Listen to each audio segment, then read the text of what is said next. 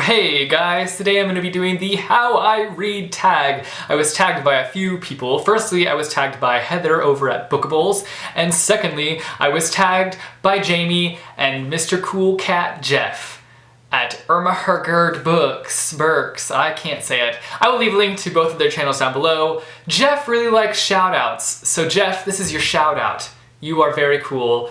You're awesome.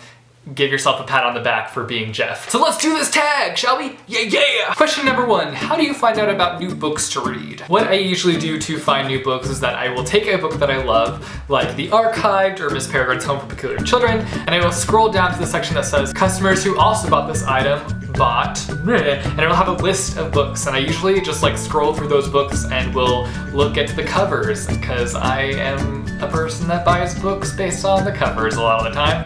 I'll admit it. Yeah, it's true. Question number 2, how did you get into reading? I think it was either in the 3rd or 4th grade.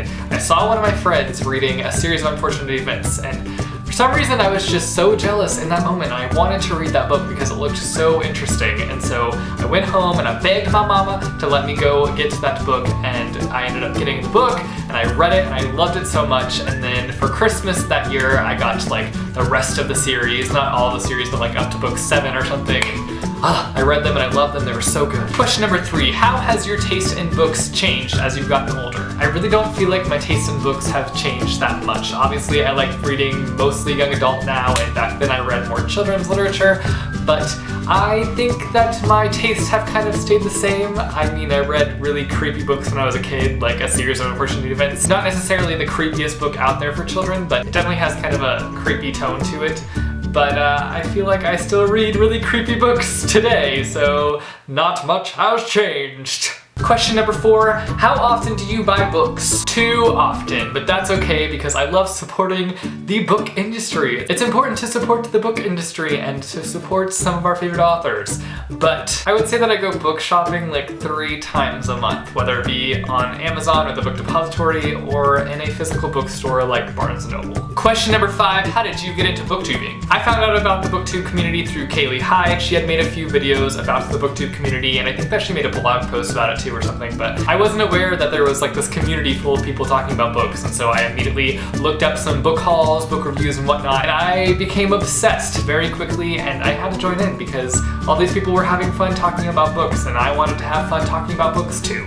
Number 6, how do you react when you don't like the end of a book? I usually just throw the book across the room and storm out.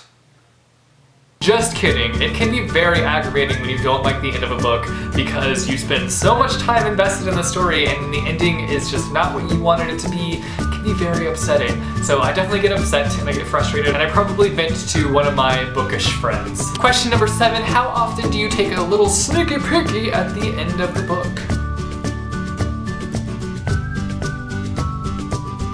Question number 8, how many people are you going to tag? Tag you're it, I'm going to tag BooksUndone and MaureenKeavy. You guys should definitely do this tag. Thanks for watching guys, and I will see you soon with another video.